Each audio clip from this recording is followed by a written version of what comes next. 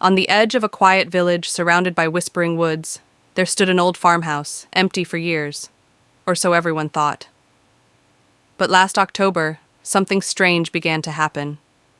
People in the village started waking up screaming, drenched in sweat, claiming they'd seen a creature in their dreams. A creature with the face of an animal and the eyes of a man. They spoke of a strange voice calling their name, a voice that seemed to come from the walls, or worse, from inside their own heads. 12-year-old Armin was the first to speak openly about it. His drawings changed. No more superheroes or dragons, only pumpkins. Rotten, twisted pumpkins with mouths full of teeth. And always, somewhere in the background, the same shadowy figure. The Baku. His parents thought it was just a phase, maybe too many horror cartoons, or a bad joke at school. But when Armin stopped sleeping completely and began talking in a whisper that wasn't his own, they knew something was wrong. Legends say the Baku eats nightmares. But what if a nightmare was all it wanted you to become? It started with a pumpkin that suddenly appeared in Armin's backyard. No one knew who put it there, but it was cold to the touch, even in the sunlight, and it hummed, softly, like it was breathing. When Armin placed his hand on it, his eyes rolled back, just for a second. But that night, he dreamed of the Baku. And for the first time, the Baku looked directly at him and smiled. Some say it's just an old folk tale. Some say it's all in the mind. But if you hear your name whispered on the wind this Halloween, you might want to check your dreams before you close your eyes. After that night, Armin changed. He wasn't the same boy who used to laugh at cartoons and run around the yard with his little sister Zoya. He became quiet, always tired, always staring at things that weren't there. His parents tried everything, doctor visits, prayers, even switching his room, but nothing helped. Every morning he woke up more drained, like something was pulling him deeper into a place he couldn't escape. And every morning that same pumpkin sat in the yard, untouched, yet somehow darker, more twisted. Zoya, only 8, started hearing things too. Whispers late at night, like someone was walking outside her window, calling her name in a voice that sounded a little like Armin's. But not quite. She told her parents, but they brushed it off as a child copying her brother. But one night, she swore she saw the pumpkin glow. Just for a second. A soft bluish light, and a shape moving behind it. No one knew where the pumpkin came from. No one in the neighborhood had carved it or placed it there. The village elders whispered about an old tale from generations ago, about a cursed harvest and a creature called Baku that could slip into dreams when the veil between worlds was thin. They said Baku used to protect people from nightmares until something turned it dark. Now it feeds on fears. It doesn't just eat bad dreams, it grows stronger with them. And once it finds a child with just the right kind of fear, it latches on. The whispers became louder. Armin started speaking in riddles, sometimes in a language no one understood. His parents kept it quiet, afraid people would say he was losing his mind. But Zoya noticed something they didn't. The pumpkin only changed after Armin had one of his dreams, like it was feeding off him, one nightmare at a time. Then came the drawings, dozens of pages scattered across Armin's floor, all showing the same image, a twisted field of pumpkins under a black sky, and in the center, a tall creature with long arms and hollow eyes, always standing behind a child, always watching. And every time Zoya picked up a new drawing, the child's face looked more and more like her. Zoya couldn't ignore it anymore. The way Armin stared at her now wasn't like before. There was something else in his eyes, like he wasn't fully there, like part of him was somewhere else, somewhere cold, somewhere dark. She started watching him more closely, especially at night. And that's when she noticed it. Armin wasn't just dreaming, he was whispering in his sleep. Soft, broken words. Sometimes her name, sometimes the name Baku, other times just a low hum, almost like the sound the pumpkin made. One evening, when her parents had gone out to speak with a local healer, Zoya crept into Armin's room. The air felt heavier, like she had walked into a place that wasn't meant for her. His drawings were everywhere, more detailed now. The pumpkins had faces. Some smiled, some screamed. In one corner of the room, tucked under his bed, she found a torn page from a book that didn't belong to their house.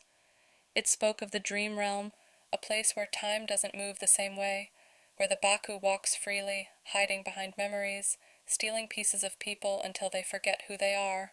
Zoya showed it to her grandmother the next day. Dottie went pale the moment she read the words. She said the page came from an old book that was locked away years ago, after an incident in the village no one dared talk about. She warned Zoya to stay away from the pumpkin and to never touch it, no matter what. But the more they tried to avoid it, the stronger its presence became.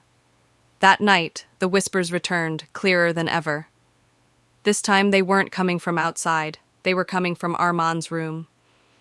At school, the other kids began acting strange around Zoya. Some said they saw her in their dreams, standing in a pumpkin field, not moving, just staring. One boy even said she told him to follow her. But Zoya hadn't said anything to anyone. Not about the pumpkin. Not about Armin. Not even about the strange marks she'd found on her arm the morning after touching one of his drawings.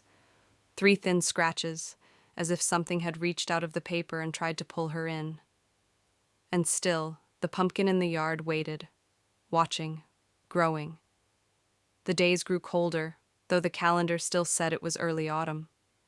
Even the wind felt different, sharp and strange, like it carried whispers only meant for those who'd already heard them once before. Zoya barely slept now. Every time she closed her eyes, she saw that same endless pumpkin field from Armand's drawings. The sky above it pulsed like it was alive, and the Baku, it wasn't hiding anymore. It stood there in full view, taller than the trees, its limbs bending in unnatural ways. And each night, it stood a little closer. Her parents were falling apart. Her mother stayed in bed most of the time now, too afraid to admit she heard the whispers too. Her father stopped speaking altogether, leaving early in the morning and coming back long after dark, always with tired eyes and empty hands. They didn't know what to do anymore. The house, once warm and full of laughter, now echoed with silence and flickering lights. The pumpkin had changed again, its skin cracked open like a wound, revealing something faintly glowing inside. It looked like it was pulsing, breathing slowly. Zoya started recording things with an old handheld camera. She didn't know why. Maybe to prove to herself it was real. Maybe to show someone later if she disappeared. On one of the recordings, she caught something she hadn't noticed in person. Armin, standing in the hallway at 3 a.m., eyes open but completely blank, mouthing the same words over and over. He's almost here. He's almost here. At school, things were worse. The kids who claimed to dream of her now avoided her completely. Some cried when they saw her. One girl had a breakdown in the hallway, screaming that Zoya had taken her brother in her sleep.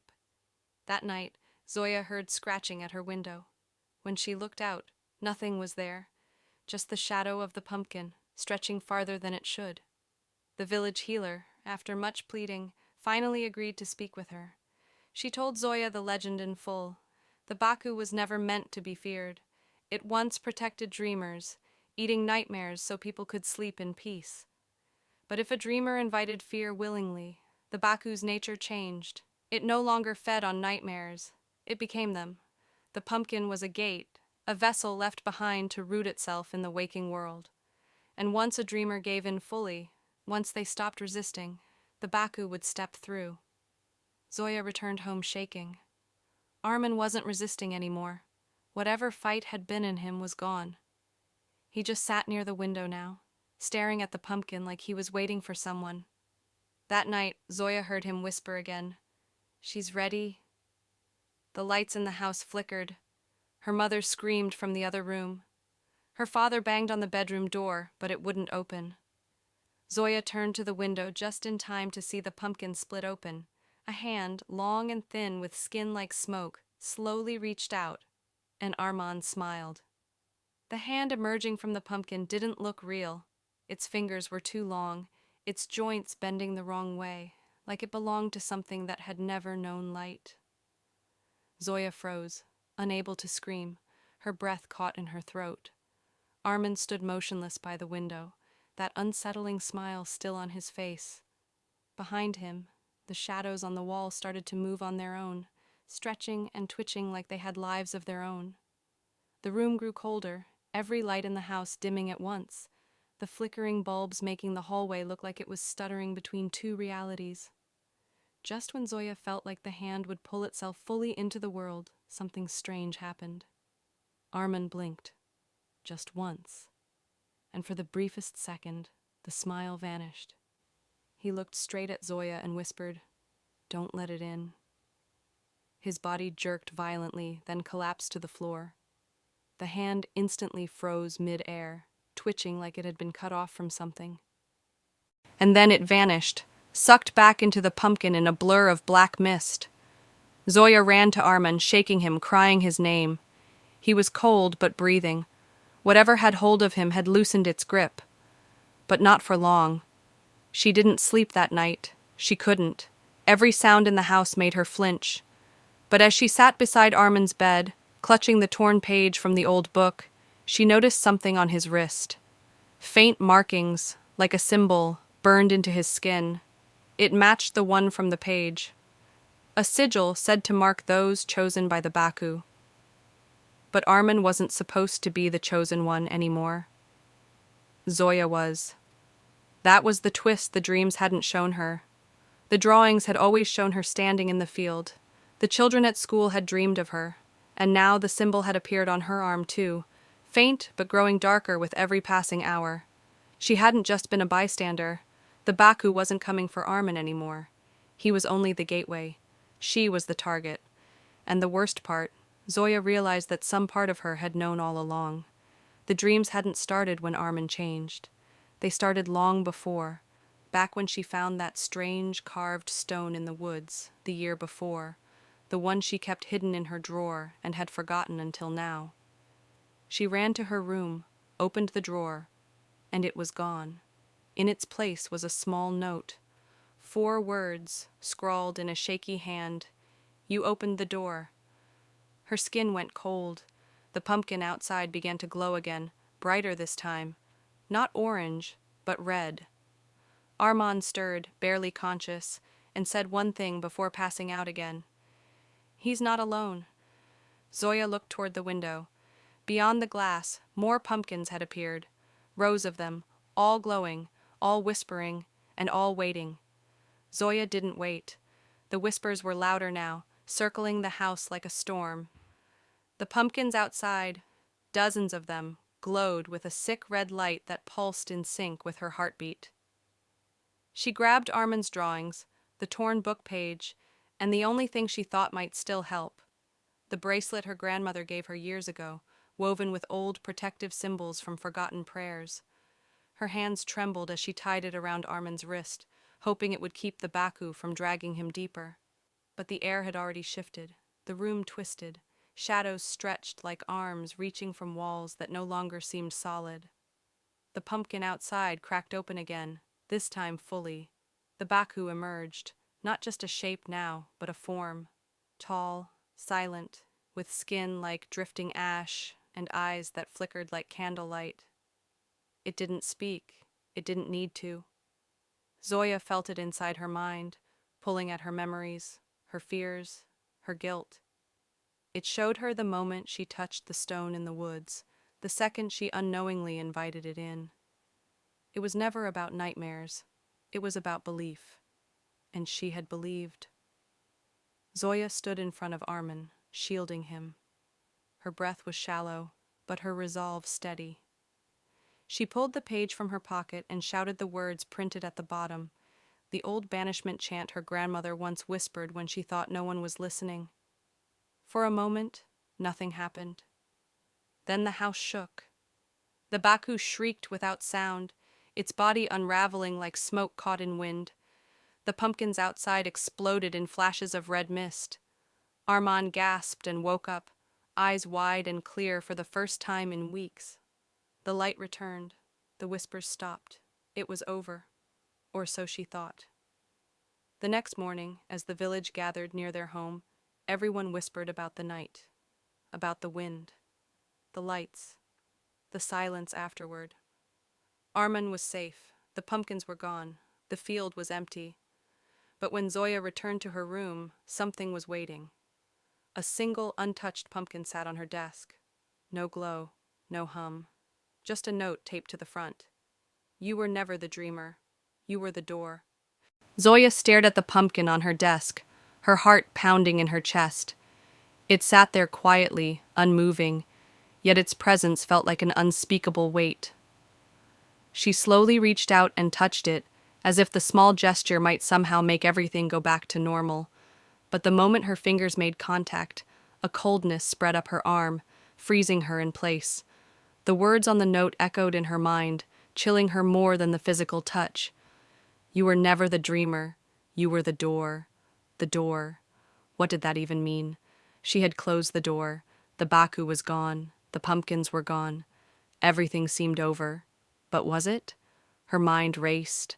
She thought back to the past few weeks, to the strange feeling she had every time she stood near the pumpkins, every time the whispers grew louder.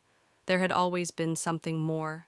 The Baku, the nightmares, Armand. It wasn't just about fear. It was about connection, about opening a path from one world to the next, and somehow she had been the one to create it. The pumpkin's skin began to crack again, slowly this time, like a fragile egg breaking apart. Zoya stepped back, but she couldn't tear her eyes away. Inside, there was no glowing light this time. Instead, there was a dark void. The emptiness stretched on, endless and deep, pulling at everything around her. Then, the voice spoke, not from the pumpkin, but from within her own thoughts. It's not over, Zoya. You will always be the door. Every door opens to something new. The realization hit her with a rush. The Baku hadn't been defeated. It had only been pushed back. She had sealed the portal, yes, but the connection between the worlds was still there. She was still the key. As long as she existed, the door would remain open. Zoya knew she couldn't ignore it any longer.